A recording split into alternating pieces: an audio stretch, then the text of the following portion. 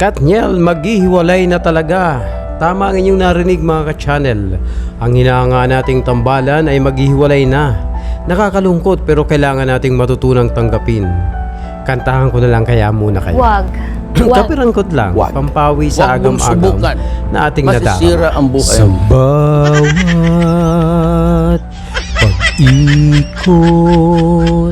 ng ating buhay, may oras kailangan itigil mo yung bunganga mo. na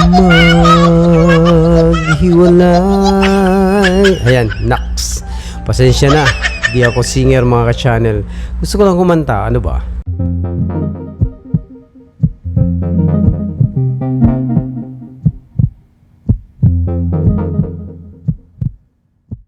Yun na nga mga ka-channel, nagkalat sa balat ng YouTube at iba't ibang social media platforms na hiwalay na o maghihiwalay na nga ang tambalang Katniel.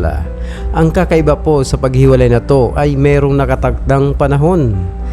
Ang paghihiwalay lang na to ang makikita nating masaya at excited ang dalawang taong involved. Ito yung klaseng paghihiwalay na di mo pa din hayaang mawala sa iyo ang mahal mo. Ang atensyon at mga mata mo ay nakatuon pa din sa kanya habang di mo siya kapiling. Matamang nagmamatsyag ka kung ano ang resulta ng ginawa niyong paghihiwalay. Yung magaang matatanggap ng bawat isa maging anuman ang resulta nito. Oo mga ka-channel, maghihiwalay na muna. Magkakanya-kanya muna sina Daniel at Kat sa paggawa ng pelikula. Doon po sila maghihiwalay. Hanip naman kasi ang mga headlines sa YouTube o sa iba pang social media platforms para bang wow, ano yan, kahapon pa lang sinundo pa ni Daniel si Kat tapos ngayon hiwalay na. Sa interview nga pinagmamalaki pa ni Daniel si Kat bilang isang huwarang karelasyon. Karakarakay hiwalay na, ganun ba yon? Sa mga unang post ko, sinabi ko high time na dahil nagmamature na talaga sila, kailangan na nila munang mag-venture sa pelikulang di sila magkasama. Ewan ko lang kung masunod ang rule ni Daniel kay Kat na walang kissing scene sa iba. Let's see, paano kung kasama sa script at ikagaganda ng pelikula? Well, remains to be seen kung papayagan ni Daniel na makipag-kissing scene si Kat. Nagsimula na si Kat sa pagpamalas ng galing sa takilya na hindi kasama si Daniel.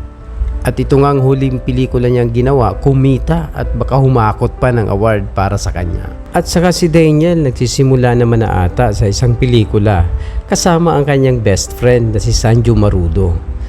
It's like a buddy comedy movie ata. Nung nakaraang linggo nga, itong si Daniel ay masaya itong dumalo sa paghahanda para sa nasabing pelikula. Hopefully na itong comeback movie ni Daniel na hindi makakasama si Kat, kung totoo man, humataw din sa takilya at ang kiligan ng mga fans in both sides, lalo na ang Katniel fanat. Sabi ko nga, kung di man kumita, at least nasisimula ng tanggapin ng publiko na hindi habang panahon magkatambal sila. Si Kat alam kong maraming pandarating sa kanya kasi really she's an excellent actress. Pwede kahit sa anong istorya ng movie. Si Daniel naman, napapabalitang itatambal sa mga taga-kabilang estasyon. Katulad ni Joshua Garcia na alam naman natin na pumatok din. Nakita ng madla ang other side ng acting career ni Joshua. Talagang matured role na talaga sinasabak sa kanya. Hopefully, mabigyan din si Daniel ng ganun na makitaan natin siya ng ibang anggulo ng pag-arte na wala si Kat. Yung papatok at talagang aani ng papuri sa madla. Ano pa man, tuloy pa din na may Katniel. Nga lang, baka pansamantalang magkahiwalay muna sila sa mga palabas o pelikula. Let's give them a break. Para naman sa kanila yon. Doon natin makikita kung hanggang saan talaga ang kanilang kakayahan para hatakin ang mga manunood at mga tagahanga. Why not? Para sa akin, masaya na din ako sa ganitong setup nila. Gawa muna ng kanya-kanyang pelikula and then balik minsan sa tambalan. Diba parang mas bubuhos ang hatak pag na-miss natin sila at biglang gawa ng comeback movie nila together. Sabi ko nga, let's wait and see. Basta mga ka-channel, susuportahan na lang natin sila sa anumang daang tatahakin nila dahil sila ang gumagawa na kung anong bukas ang gusto nila.